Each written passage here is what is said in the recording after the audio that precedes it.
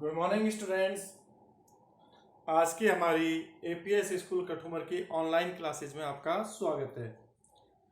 हमारा जो चैप्टर चल रहा था सेकंड चैप्टर एटॉमिक स्ट्रक्चर। तो एटॉमिक स्ट्रक्चर में हम पिछली क्लास में कैथोड किरणों की खोजों के बारे में हमने पढ़ लिया था। कैथोड किरण की खोज किसने की थी? विलियम क्रूक्स ने की थी। और कैथोड किरणों के गुण देखे थे हमने। विसर्जन नलिका में जब उच्च विभव उत्पन्न किया जाता है लगभग 10,000 वोल्ट का और कम दाब पर गैस ली जाती है तो कैथोड से एक किरण पुंज निकलता है जो एनोड की ओर जाता है और एनोड के पीछे प्रतिदीप्ति उत्पन्न करता है। उसी को अपन क्या बोलते हैं? कैथोड किरणें। क्योंकि कैथोड से उत्पन्न हो रही है, कैथोड से एनोड की ओर जा रही है।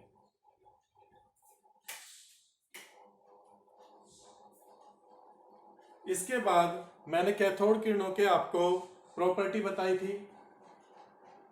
कैथोड किरणों के कुछ गुण बताए थे।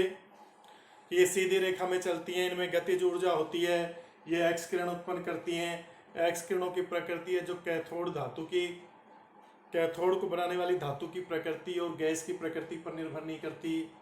ये ऋणावेशित कणों से मिलकर बनी है और उन ऋणावेशित कणों को ही हमने क्या कहा था? इलेक्ट्रॉन। हमने क्या, स्टोनी ने नाम दिया था इलेक्ट्रॉन। सर जे थॉमसन ने इनको नेगेट्रॉन कहा था। तो अब आता है इलेक्ट्रॉन की खोज।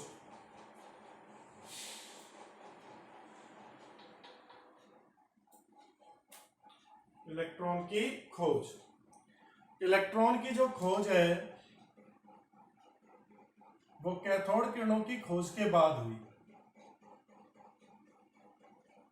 Discovery of electron. इलेक्ट्रॉन की खोज सन 1897 में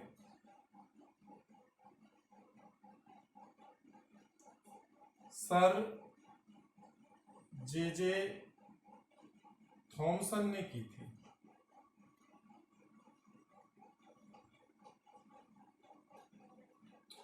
सर जे थॉमसन ने इलेक्ट्रॉन की खोज कैसे की? उन्होंने जो विलियम क्रूक्स ने 1888 में विसर्जन नली का प्रयोग किया था और कैथोड किरणों की खोज की थी, उसी प्रयोग को दोबारा दोहराया। उन्होंने विसर्जन नली का प्रयोग को दोहराया और यह पाया कि कैथोड किरणों के मार्ग में अगर हम बाह्य विद्युत क्षेत्र आरोपित करते हैं तो वो कैथोड किरणें धनावेशित प्लेट की ओर मुड़ जाती हैं, जिससे यह सिद्ध होता है कि इन किरणों में कोई ऋणावेशित कण मौजूद है। उसी ऋणावेशित कण को सर जे थॉमसन ने नेगेट्रॉन नाम दिया, जिसे बाद में स्टोनी ने इलेक्ट्रॉन नाम दिया था। तो वो ही प्रयोग किया उन्होंने, विसर्जन ट्यूब वाला, आप जो पढ़ चुके हो। इसी प्रयोग को उन्होंने दोबारा दोहराया।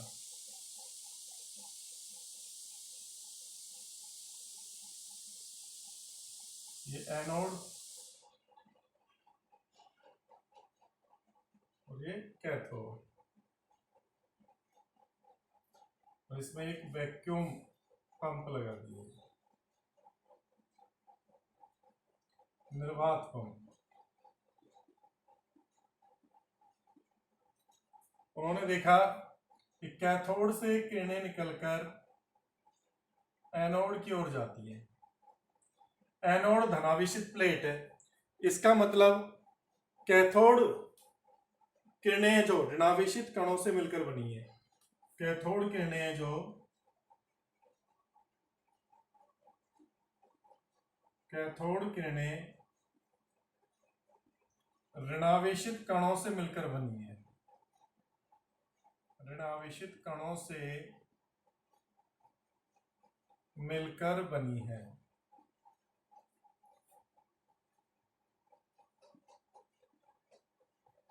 इन्हीं ऋणावेशित कणों को, इन नेगेटिव कणों को, ऋणावेशित कणों को थॉमसन ने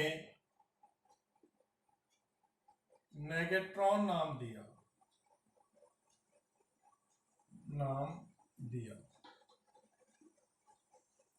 थॉमसन ने इलेक्ट्रॉन की खोज तो कर दी, उसने बता दिया कि कैथोड किरणों को बनाने वाले कण ही क्या है, ऋणावेशित कण है, जो कि परमाणु के मूलभूत कण होते हैं, लेकिन उनको नाम उस समय क्या दिया गया, नेगेट्रॉन।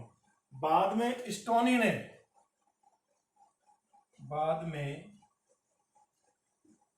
ने इन्हें इलेक्ट्रॉन नाम दिया।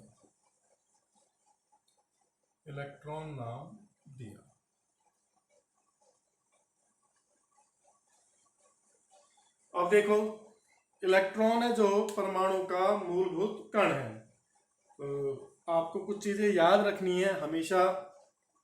क्या क्या चीजें याद रखनी है, इलेक्ट्रॉन का द्रव्यमान, इलेक्ट्रॉन पर आवेश, और इलेक्ट्रॉन के लिए आवेश द्रव्यमान अनुपात, मतलब E/m का मान। ये तीन चीजें आपको याद रखनी है।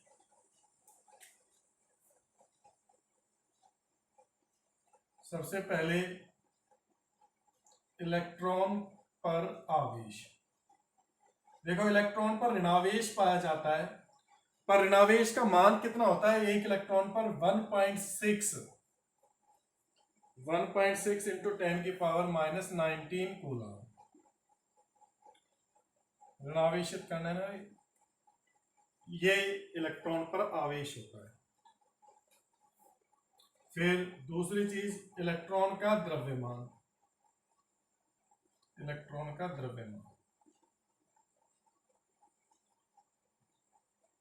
एम ई लिख देते हैं इसको, मास ऑफ इलेक्ट्रॉन, ये होता है 9.1 इंटू 10⁻31 किलोग्राम kg, -31 किलोग्राम, बहुत हल्का कण है। और AMU में देखें तो 1/1837 AMU, मतलब 1 में 1837 का भाग दोगे तो AMU में आएगा। ग्राम में अगर इसको बदलोगे तो 9.1 इंटू 10⁻28 ग्राम, किलोग्राम में है। तो ये चीज आपको याद रहनी चाहिए, इलेक्ट्रॉन का पर कितना आवेश होता है, उसका द्रव्यमान कितना होता है किलोग्राम में, ग्राम में। AMU में अगर इसका भाग दें तो 0.0054 AMU है, 0.000, एक बार और जीरो आएगी, एक जीरो और बढ़ा, 0.00054 AMU, मतलब नगण्य है इसका द्रव्यमान, नगण्य, 1 AMU के बराबर भी नहीं है, 1 AMU से भी बहुत कम है, ठीक है ना, 1 AMU से भी बहुत कम है। अगर मैं इसको वैज्ञानिक संकेतन में व्यक्त करूं तो 5.4 इंटू 10⁻⁻4 AMU, जो कि बहुत कम वैल्यू। ये इलेक्ट्रॉन का द्रव्यमान है। एक इलेक्ट्रॉन पर इलेक्ट्रॉन का E/m का मान, इलेक्ट्रॉन के आवेश बटा द्रव्यमान, इसको शॉर्ट में लिखते हैं E/m का मान। ये भी आपको याद रखना पड़ेगा, इलेक्ट्रॉन के आवेश बटा द्रव्यमान का मान कितना होता है। हालांकि यहां से निकाल सकते हो आप, आवेश दे रखा है, द्रव्यमान ये दे रखा है, तो इसको करोगे तो ये आएगा 1.758 इंटू 10⁻11 कूलाम प्रति केजी, कूलाम प्रति केजी। ये तीन चीज है जो आपको याद रखनी है, याद करनी है, रटी रहनी चाहिए ये। इलेक्ट्रॉन पर आवेश 1.6 इंटू 10⁻⁻19, इलेक्ट्रॉन का द्रव्यमान 9.1 इंटू 10⁻⁻31। AMU में व्यक्त करें, आपको पता है छोटे पार्टिकल्स के द्रव्यमान को AMU में लिखते हैं, परमाणु के द्रव्यमान को, तो किलोग्राम को अगर इस AMU में बदले तो 1/1837 AMU। और इलेक्ट्रॉन का आवेश बटा द्रव्यमान का मान E/m का मान कितना होता है, 1.758 इंटू 10⁻11 कूलाम प्रति केजी।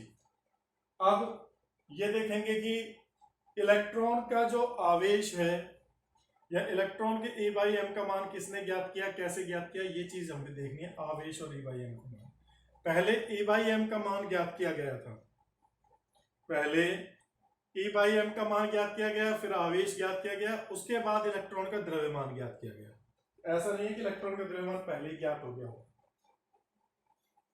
तो इसका स्क्रीनशॉट ले लीजिए, फिर आगे देखेंगे।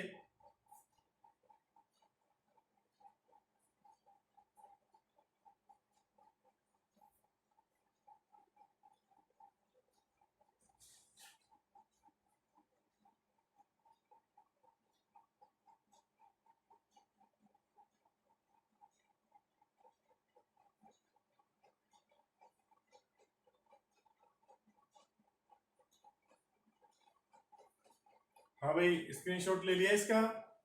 अब देखिए,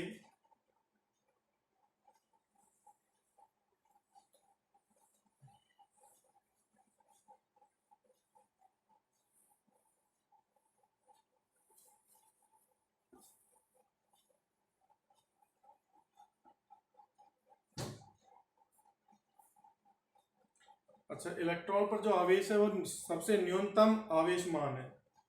इस मान को इकाई आवेश माना जाता है, इलेक्ट्रॉन पर आवेश को।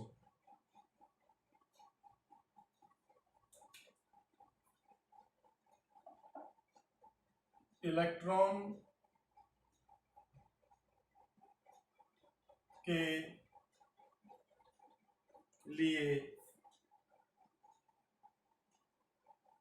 E बाई एम का मान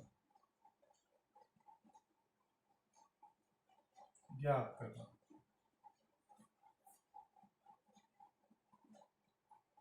इलेक्ट्रॉन के लिए E बाई एम का जो मान ज्ञात किया था वो सर जे थॉमसन ने ज्ञात किया था 1897 में जे थॉमसन।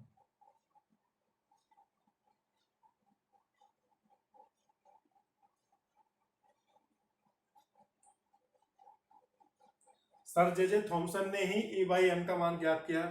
उन्होंने क्या किया, कैथोड किरणों को विद्युत क्षेत्र और चुंबकीय क्षेत्र से गुजारा, विद्युत क्षेत्र और चुंबकीय क्षेत्र से गुजारा और उनकी गति का अध्ययन किया।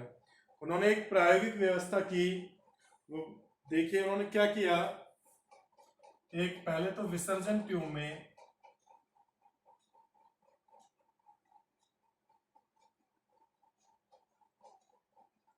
एक विसर्जन ट्यूब ले ली इस तरह से। इस विसर्जन ट्यूब में का संबंध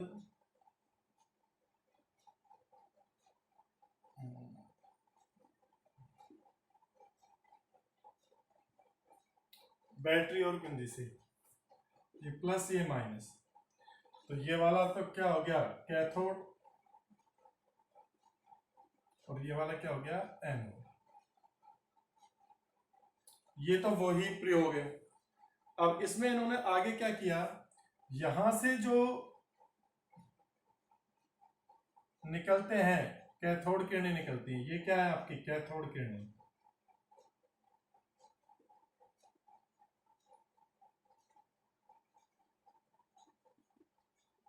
इसको चुंबकीय क्षेत्र और विद्युत क्षेत्र के मध्य से गुजारा। क्या करा, चुंबकीय क्षेत्र और विद्युत क्षेत्र के मध्य से गुजारा। इस तरह की प्रायोगिक व्यवस्था।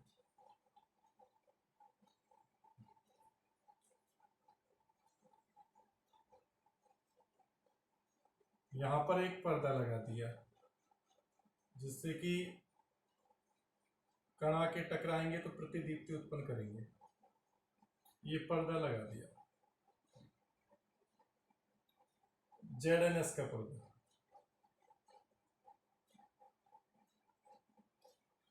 और बीच में क्या किया इन्होंने,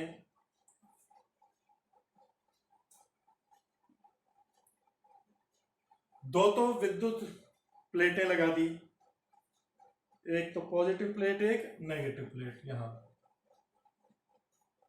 ये तो पॉजिटिव प्लेट और ये नेगेटिव प्लेट, ठीक है। विद्युत क्षेत्र उत्पन्न किया और यहीं पर इन्होंने एक चुंबक और लगा दी, क्या लगा दी, चुंबक। जैसे चुंबक के मैं दो ध्रुवों को दिखा देता हूं, एन और एस को।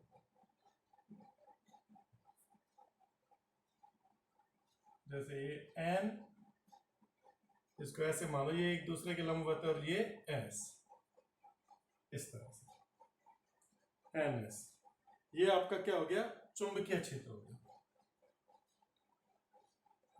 ये कोई चुंबक लगा दिया इन्होंने, ये चुंबकीय क्षेत्र हो गया। तो ये तो विद्युत क्षेत्र, विद्युत क्षेत्र, और ये आपका क्या हो गया, चुंबकीय क्षेत्र।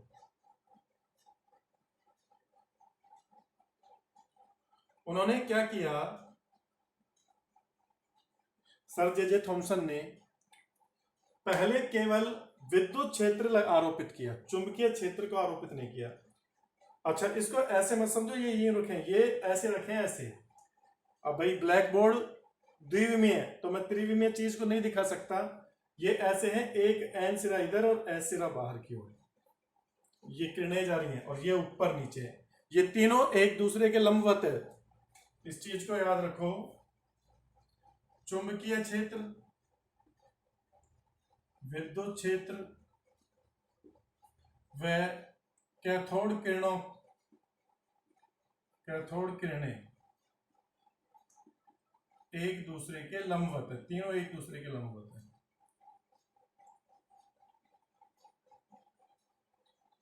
ठीक है ना, ये चीज ही ध्यान रखना, जैसे डायग्राम को समझने में हेल्पफुल है।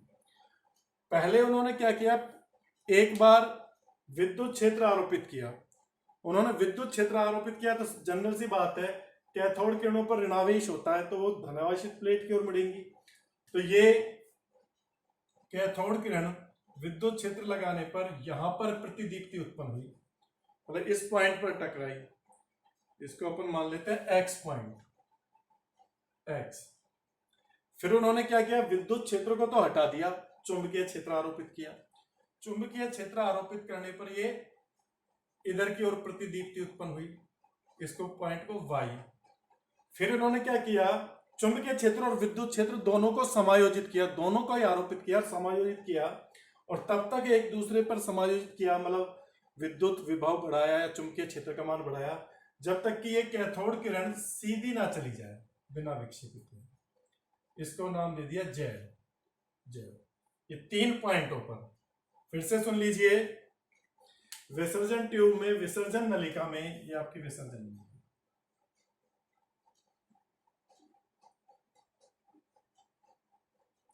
विसर्जन नलिका में एक वो कैथोड किरण उत्पन्न की। उन कैथोड किरणों को पहले विद्युत क्षेत्र से गुजारा गया, विद्युत क्षेत्र से गुजारा गया तो सीधी ना जाकर विक्षेपित हो गई, जिस पॉइंट पर टकराई उसको एक्स पॉइंट बोला। फिर चुंबकीय विद्युत क्षेत्र हटा लिया, चुंबकीय क्षेत्र लगाया, चुंबकीय क्षेत्र आरोपित किया तो ये वाई पॉइंट पर टकराई या मुड़ गई, क्योंकि विद्युत क्षेत्र और चुंबकीय क्षेत्र की इनसे क्या होती है, अन्योन्य क्रिया होती है, या तो आकर्षण बल लगता है या प्रतिकर्षण बल लगता है, तो अन्योन्य क्रिया होती है। फिर क्या किया, विद्युत क्षेत्र और चुंबकीय क्षेत्र दोनों को एक साथ आरोपित किया, एक साथ आरोपित किया गया, और फिर मान बढ़ाकर घटा के समायोजित किया गया, तो ये सीधी जाती है। आपकी जो कैथोड किरणें कैसे जाती हैं, सीधी जाती हैं। ये काम करने के बाद उन्होंने क्या किया, इलेक्ट्रॉनों के विचलन की मात्रा का सही सही माप करके उसके प्रेक्षण से थॉमसन ने E/m का मान ज्ञात किया। देखिए, केवल आपके कोर्स में ये एक्सपेरिमेंट है, लेकिन इसका डेरिवेशन नहीं है, मैथमेटिकल जो डेरिवेशन होता है ना, वो चीज आपके कोर्स में नहीं है। बस ये बताया कि इस प्रयोग द्वारा उसने ज्ञात किया। वो बड़ी क्लासों में आता है, क्योंकि आप लोग अभी 11वीं क्लास में एंटर हुए हो। जब आप बीएससी में जाओगे, एमएससी में जाओगे, वहां पर बीएससी एमएससी में आपको पढ़ने को मिलेगा, या हाई लेवल की तैयारी करते हो, वहां पर अपन देखते हैं इसका मैथमेटिकल कि कैसे उसने इसकी वैल्यू ज्ञात की गई थी E/m की। यहाँ अगर मैं उस चीज को आपको समझाऊंगा तो आप लोग समझ नहीं पाओगे, क्योंकि अभी तक वो चीजें आपने पढ़ी नहीं है। तो इसलिए केवल इस प्रयोग को पढ़ना है जितना आपकी बुक में दिया गया है।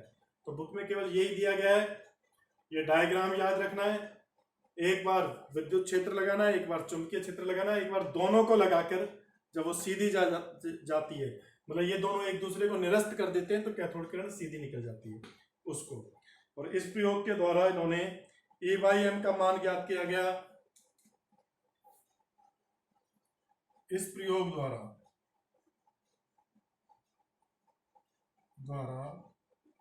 थॉमसन ने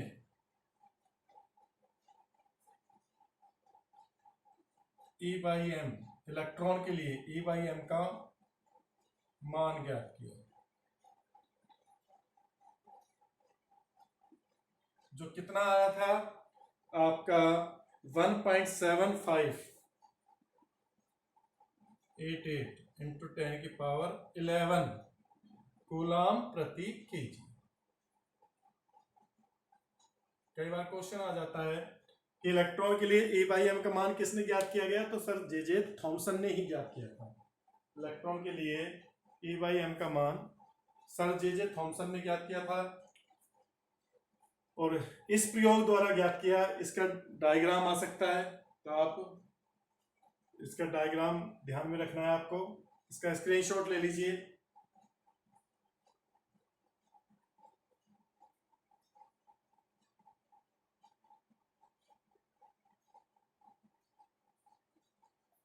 यहां तक की चीज आप पहले पढ़ चुके हो विसर्जन नलिका में। ये तो कैथोड किरणों की उत्पत्ति है विसर्जन ट्यूब में। उससे आगे का प्रयोग ये जे थॉमसन ने किया, जब उस प्रयोग को दोहराया और उससे E/m का मान ज्ञात किया। इसके बाद अगली क्लास में हम इलेक्ट्रॉन पर आवेश किस प्रकार से ज्ञात किया गया था उस प्रयोग को भी देखेंगे। उसका भी मैथमेटिकल डेरिवेशन आपके कोर्स में नहीं है, आपके कोर्स से परे है। केवल उस प्रयोग को देखेंगे जो प्रयोग किया गया था, ठीक है ना। वो प्रयोग मिलिकन तेल बूंद प्रयोग कहलाता है। मिलिकन या मूलिकन ने किया था। मूलिकन का तेल बिंदु प्रयोग या तेल बूंद प्रयोग एक्सपेरिमेंट, तो उसको डिटेल से पढ़ेंगे।